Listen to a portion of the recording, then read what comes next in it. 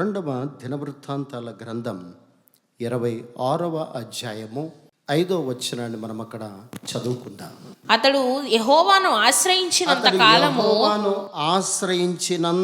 కాలము దేవుడు అతని వర్ధిల్ల చేసెను. దేవుడు అతనిని వర్ధిల్లింపచేసెను.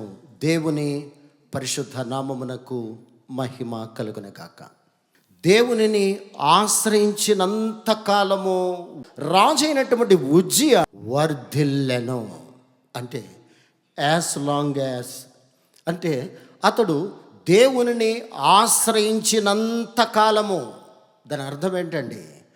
దేవునిని ఆశ్రయించకపోతే అతడు వర్ధిల్లే జీవితంలో నుంచి సన్నగిల్లిపోతూ ఉన్నాడు అన్న విషయాన్ని కూడా మనం అక్కడ గమనించాలి.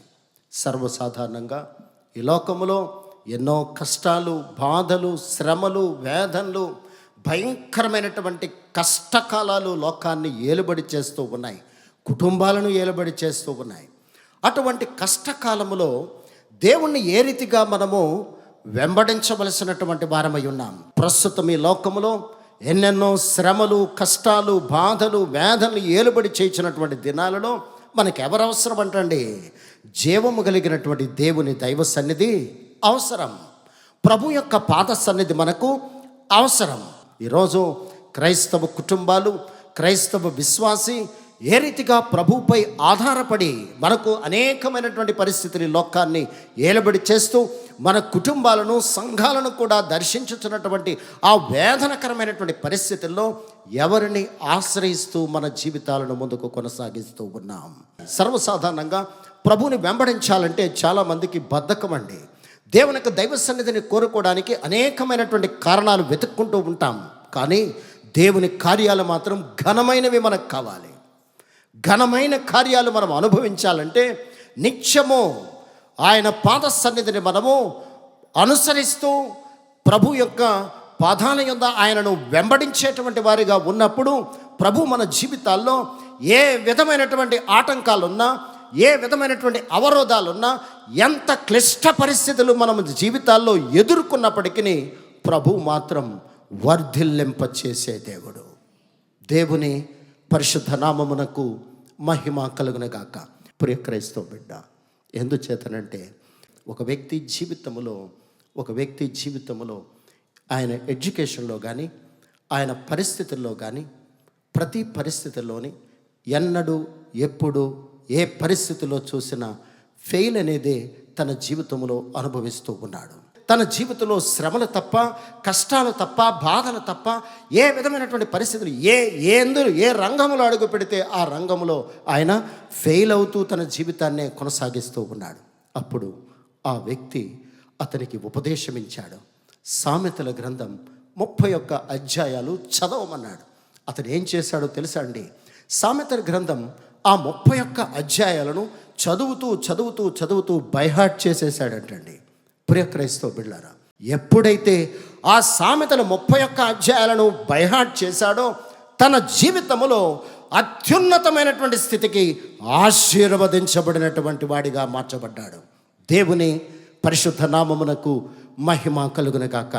సర్వసాధారణంగా దేవుని యొక్క జీవగ్రంథాన్ని మనం చదవడానికి ఏమండి, ఎడ్యుకేషన్ ఉందనుకోండి, ఎడ్యుకేషన్లో 99% రావాలనో, లేదా క్లాసులో నేనే ఫస్ట్ రావాలనో, రాబో దినాల్లో ఒక ఉన్నతమైనటువంటి జీవితాన్ని నాకు కొరకు పెంపొందింప చేసుకోవడానికి సబ్జెక్టుని ఏం చేస్తారండి?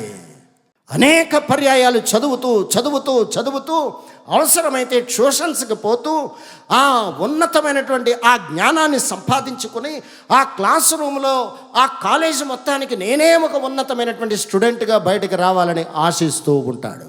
కానీ ఈ లోకంలో నవల చదివితే చివరి పేజీ వరకు వాళ్ళు చదవకుండా, ఎందుచేత తర్వాత పేజీలో ఏం జరుగుతుందో ఎందుచేత ఆథర్ తర్వాత ఎలా నడిపిస్తున్నాడో వాడు కూడా చాలా తెలివైనవాడండి.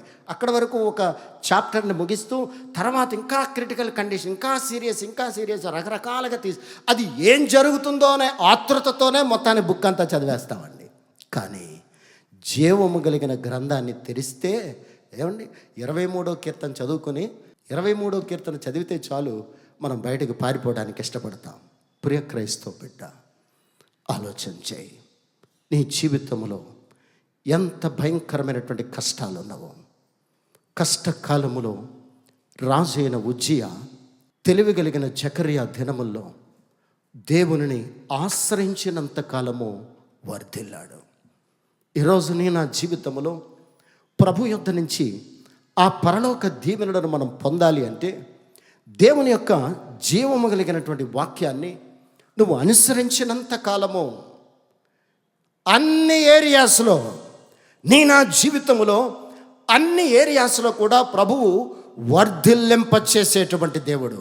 దావీదు అంటాడండి, సంకీర్తన మొట్టమొదటి సంకీర్తన 4వ వచనాన్ని మనం చదివితే 3వ వచనం, అతడు నీటి కాలువల యొరను నాటబడినదై, అతడు నీటి కాలువల యొరను నాటబడినదై ఆకు వాడక తన కాలమందు ఫలమిచ్చు చెట్టు వలె నుండును. ఆమేన్. నీటి కాలువల యొరను అంటే దేవుని యొక్క దైవ సన్నిధి అనేది ఒక నది లాంటిది. దేవుని యొక్క వాక్యం అనేది ఒక నీరు లాంటిది. దేవుని యొక్క వాక్యము, దేవుని యొక్క దైవ సన్నిధిలో అతడు నీటి కాలువన యొరన నాటబడిన మొక్క వలె ఆకు వాడక తన కాలమందు ఫలమిచ్చు చెట్టు వలె నుండును. చూసారండి ప్రియ క్రైస్తవ బిడ్డలారా, ప్రభుకి తగిన సమయమందు తగిన కాలమందు నిన్ను నన్ను వర్ధిల్లింపచేసేటువంటి దేవుడు. దేవుని పరిశుద్ధ నామమునకు మహిమ కలుగును గాక. ఈరోజు ప్రభు పాదాల యొద్దకు మనం వస్తూ ఉన్నాం. ప్రభు యొక్క సన్నిధి అనేది నది యొద్దకు మనం వస్తూ ఉన్నాం. దేవుని వాక్యం అనే నీటి యొద్దకు మనం వస్తూ ఉన్నాం. ఆ వాక్యం అనే నీరు నీకు నాకు ఎంత ప్రాముఖ్యమైనదో ఒక్కసారి ఆలోచన చేయండి. తగిన కాలమందు ఫలమిచ్చు చెట్టు వలె నుండును. తగిన కాలమందు ఫలాలు, తగిన కాలమందు వర్ధిల్లింపచేసే జీవితము, తగిన కాలమందు ప్రభు ఆశీర్వదించబడేటువంటి జీవితం. ఏమండి, మనము ఆరాధన ప్రారంభించేటువంటి ప్రారంభ దినాలలో ఒక చిన్న రేకుల షెడ్లో మనం ప్రారంభించాం. ప్రభు ఊరుకున్నాడా అండి? తగిన కాలమందు ఆయన తన కార్యాలను ప్రారంభించేటువంటి దేవుడు. తగిన కాలమందు ఆయన ఇంకనూ అనేకమైనటువంటి కార్యాలు ప్రారంభిస్తూ ఉన్నటువంటి దేవునికి కృతజ్ఞతలు. ద్వితీయోపదేశ కాండము 33వ అధ్యాయం 25b చదువమ్మ. నీవు బ్రతుకు దినములలో నీకు విశ్రాంతి కలుగును. నీవు బ్రతుకు దినములలో నీకు విశ్రాంతి కలుగును. నీవు బ్రతుకు దినములలో నీకు విశ్రాంతి కలుగును. కింద ఫుట్ నోట్స్ లో చూస్తే బలము, ఫుట్ నోట్స్ లో ఏమని ఉందో జమ్మా, విశ్రాంతికి బలము, స్ట్రెంగ్త్ అని వ్రాయబడి ఉంది. దేవుని యొక్క వాక్యాన్ని అనుసరిస్తే నూతనమైనటువంటి బలము. ఏమంటే మెడికల్ సైన్స్ ఏం చెబుతుందండి? 60 ఏళ్ళు దాటి పడిపోతే నీ స్కిన్ నెమ్మదిగా ముడతలు పడుతుంది అని చెబుతుందో చెప్పదా అండి? నువ్వు వడిలిపోతున్నావు, నీరసం అయిపోయావు, నడవలేకపోతున్నావు, మెట్టు ఎక్కలేకపోతున్నావు, కారు ఎక్కలేకపోతున్నావు, దిగలేకపోతున్నావు. మెడికల్ సైన్స్ ఏం చెప్తుందండి? డాక్టర్ దగ్గరికి వెళ్తే మీ ఏజ్ ఎంత అంటే 63 అనగానే అమ్మో ఇంక మీరు నడవలేరు. దేవుని యొక్క వాక్యము, ప్రభు యొక్క వాక్యము, నువ్వు బ్రతుకు దినములన్నీ ఏముందంటండి? విశ్రాంతి బలము. ఆ బలము కొరకు డాక్టర్స్ ఏం చెబుతారండి? అనేకమైనటువంటి బలానికి సంబంధించినటువంటి ట్యాబ్లెట్స్ ఇస్తూ ఉంటారు కాదండి ప్రియ క్రైస్తవ బిడ్డలారా. కొన్ని ఆ బలము ఏ ట్యాబ్లెట్ అయినా మనం వాడుతూ ఉన్నప్పుడు నీకు ఒక పరిస్థితి నుంచి విడుదల వస్తుంది, కానీ తూచా తప్పగా సైడ్ ఎఫెక్ట్ అనేది ఉండదా అండి? తప్పనిసరిగా సైడ్ ఎఫెక్ట్ ఉంటుందండి. ఎందుకు చేతనంటే ఎప్పుడైనా నువ్వు యాంటీబయాటిక్ వాడినప్పుడు ఉదయమే ఒక గ్యాస్ ట్యాబ్లెట్ మింగేయమంటాడు. దేని కొరకు చెప్పండి? సైడ్ ఎఫెక్ట్ తప్పనిసరిగా వస్తుంది. అవునా కదా అండి? అది వేసుకుంటేనే కానీ ఇది వేయద్దు అంటాడు. అవునా కదా ప్రియ క్రైస్తవ బిడ్డ? దేవుని యొక్క వాక్యానికి సైడ్ ఎఫెక్ట్ అనేది లేదు. ప్రభు యొక్క వాక్యాన్ని నువ్వు అనుసరించినంత కాలము, ప్రభు యొక్క వాక్యముతో నడుచుచున్నంత కాలము, దేవుని యొక్క వాక్యం అనే నీటి యొద్ద నువ్వు నివసించినంత కాలము వర్ధిల్లింపచేసి ఫలభరితమైనటువంటి జీవితము. అంతేకాక నీవు విశ్రాంతి, బలము, నూతనమైనటువంటి బలముతో, నూతనమైనటువంటి ఆలోచనలతో ప్రభువు నడిపించేటువంటి దేవుడు. నేను చివరిగా ఒక మాట చెప్పి ముగిస్తాను. 2 కొరింథీయులకు రాసినటువంటి పత్రిక 1వ అధ్యాయము 8వ వచనం చదువుదాం. సహోదరులారా, సహోదరులారా, ఆసియాలో మాకు తటస్థించిన శ్రమను గూర్చి చూడండి, పౌలు గారు కొరింథీ సంఘాన్ని దర్శిస్తూ కొరింథీ సంఘానికి సువార్త ప్రకటిస్తూ పరిశుద్ధుడే, పరిశుద్ధాత్మ పూర్ణుడే. ఆ కొరింథీ పత్రిక ద్వారా మనందరినీ ఈరోజు హెచ్చరిస్తూ ఉన్నాడు. ఆయనకి ఏమొచ్చినాయి అంటండి? ఆసియాలో మాకు కష్టకాలాలు ఎదుర్కొన్నాడు అంటండి. చదువు. ఆసియాలో మాకు తటస్థించిన శ్రమను గూర్చి ఆసియాలో మాకు తటస్థించిన శ్రమను గూర్చి మీకు తెలియకుండుట మాకిష్టము లేదు. మీకు తెలియకుండుట మాకు ఇష్టం లేదు. అదేదనగా మేము బ్రతుకుదు మన నమ్మకము లేక ఉండునట్లుగా బ్రతుకుదుమన్న నమ్మకము లేక ఉండునట్లుగా చూసారా అండి, ఉండునట్లుగా మా శక్తికి మించిన అత్యధిక భారము వలన మించిన అత్యధిక భారము వలన కృంగిపోతిమి మరియు మృతులను లేపు దేవుని అందే గాని మాయందే మేము నమ్మిక ఉంచకుండునట్లు మరణమగుదుమను నిశ్చయము మా మట్టుకు మాకు కలిగి ఉంచాలమ్మా. ప్రియ క్రైస్తవ బిడ్డలారా, ఇక్కడ పౌలు భక్తుడికి ఏమొచ్చిందంటండి? కష్టకాలాలు, క్లిష్ట పరిస్థితులు, బ్రతుకుదమన్న నమ్మకం లేదంటండి. ఇంకా మేము మరణం అయిపోతాం, చనిపోతాం, బ్రతుకుదమన్న నమ్మకమే లేదు మాకు. శక్తికి మించిన అత్యధిక భారము వలన కృంగిపోతిమి. శక్తికి మించిన అత్యధికమైన భారం అంటండి. అవును ప్రభువా, ఒక్కసారి ఆలోచన చేయండి.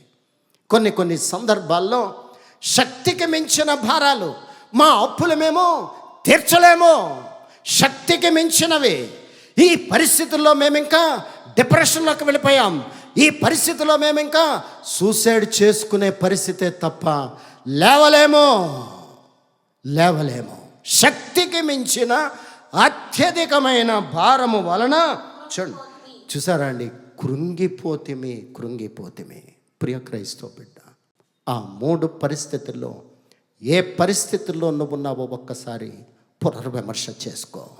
నువ్వు అనుకుంటున్నావు మా భారాల నుంచి మేము బయటికి రాలేమేమో, మా వ్యాధి నుంచి మేము బయటికి రాలేమేమో, ఈ వ్యాధి నిశ్చయముగా నేను మరణానికి తీసుకుపోతుందేమో, లేదా ఈ ఆర్థిక ఇబ్బందులు పైకి లేవలేనటువంటి స్థితిలోనికి తీసుకుపోతుందేమో, మా శక్తి సరిపోవట్లేదు, మా భారాల వల్ల మేము కృంగిపోయి ఉన్నాము. పౌలు అంటాడు, నేనెప్పుడు బలహీనుడునో అప్పుడే బలవంతుణ్ణి. పౌలు భక్తుడు తన జీవితంలో అంత వేదనకరమైనటువంటి క్లిష్టకరమైనటువంటి పరిస్థితులు తన జీవితంలో ఎదుర్కొంటే ప్రభు ఊరుకుంటాడా అండి? ప్రభు ఊరుకున్నాడా? తర్వాత కంటిన్యూషన్ చదువు 9వ వచనం. ఆయన అట్టి గొప్ప మరణము నుండి మమ్మను తప్పించెను. హల్లెలూయా. ఆయన అట్టి గొప్ప మరణము నుండి మమ్మను తప్పించెను. గొప్ప మరణము నుండి మమ్మను తప్పించెను. ఇక ముందుకును తప్పించును. 3 డైమెన్షన్స్ ఆఫ్ గాడ్స్ డెలివరెన్స్ అంటండి. అక్కడ 10వ వచనంలో మనం చూస్తూ ఉన్నాం. ప్రభు ఏ రీతిగా వారికి విడుదలిచ్చారంటండి. గత కాలములో మమ్మల్ని తప్పించావు, ప్రస్తుతము తప్పిస్తూ ఉన్నావు, ఇక ముందుకును. ఆ లేఖనం మీద ఒక్కసారి నీ కుడి చేతి నుంచి ప్రార్థన చేద్దాం. యేసయ్యా గొప్ప దేవుడు ప్రభువా, మహిమ కలిగిన దేవుడవు. అవును ప్రభువా, మమ్మలను గత కాలములో మమ్మల్ని తప్పించావు ప్రభువా, మరణములో నుండి, పరిస్థితుల్లో నుంచి మమ్మల్ని తప్పించావు, ప్రస్తుతము తప్పిస్తూ ఉన్నావు, ఇక ముందుకును తప్పిస్తావు ప్రభువా. యేసయ్యా మీ సన్నిధిలో అడుగు పెట్టిన ప్రతి కుటుంబాన్ని మీ చేతులకు అప్పగించుకొనిచున్నాం ప్రభువా. యేసు నామములోనే ప్రభువా, గత కాలములో మమ్మల్ని తప్పించావు ప్రభువా, ప్రస్తుతం తప్పిస్తూనే ఉన్నావు, ఇక ముందుకును తప్పిస్తావు ప్రభువా. యేసయ్యా పరిశుద్ధాత్మ దేవుడు తన శక్తి కలిగినటువంటి నామములో పౌలు భక్తుడికి క్రొత్త నిబంధన కాలములో ఎంత క్లిష్టమైనటువంటి పరిస్థితుల్లో ఏమంటున్నాడండి? మరణమైపోతాం, మా భారాలు మేము భరించలేకపోతున్నాం, మా శక్తి మాకు చాలదు, మా శక్తి మాకు సరిపోదు, కృంగిపోయి ఉన్నాం. 10వ వచనములు అంటున్నాడు, మేము ఆయనను అనుసరించాం.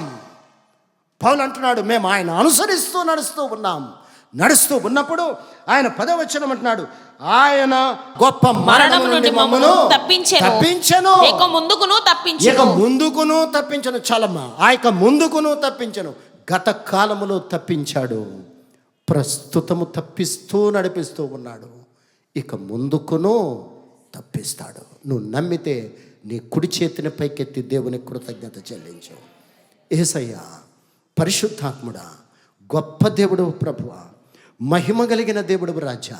ఎందుచేతనంటే రాజు అయిన ఉజ్జియా ఆయన యెహోవాను ఆశ్రయించి అనుసరించినంత కాలము వర్ధిల్లాడు. ఈరోజు నువ్వు నేను ఎవరిని అనుసరిస్తూ మన జీవితాలను కొనసాగిస్తూ ఉన్నాం? దేవునికి దైవ సన్నిధి అనే నీరు, దేవుని దైవ సన్నిధి అనే నది, వాక్యం అనే నీరు నీకు నాకు ఎంత ప్రాముఖ్యమైనదో ఒక్కసారి ఆలోచన చేయండి. వాక్యాన్ని ధ్యానించు, వాక్యాన్ని అనుసరించు, దేవుని సన్నిధిని ప్రేమించు, దేవుని సన్నిధిలో నాటబడిన మొక్క వలె ఆకు వాడక తన కాలమందు ఫలమిచ్చు చెట్టు వలెనును అతడు చేయునదంతయో. ఆమేన్. ఎంత అద్భుతమైనటువంటి జీవగ్రంథాన్ని ప్రభు మనకిచ్చాడో ఒక్కసారి ఆలోచన చేయండి. అందుచేతనే కష్టకాలములో ప్రభుని మనం ఏ రీతిగా అనుసరించాలో వాక్యము నిన్ను నన్ను హెచ్చరిస్తూ ఉంది. ప్రభు సన్నిధి అనేది, ప్రభు వాక్యం అనేది నీకు నాకు చాలా ప్రాముఖ్యమైనది. నువ్వు వాక్యమును ప్రభుని అనుసరించినంత కాలము ప్రభు మనలందరినీ వర్ధిల్లింపచేసే దేవుడు. అటువంటి కృప ఆ పరిశుద్ధాత్మ దేవుడు మనందరినీ వర్ధిల్లింపచేయును గాక. Amen, amen, amen.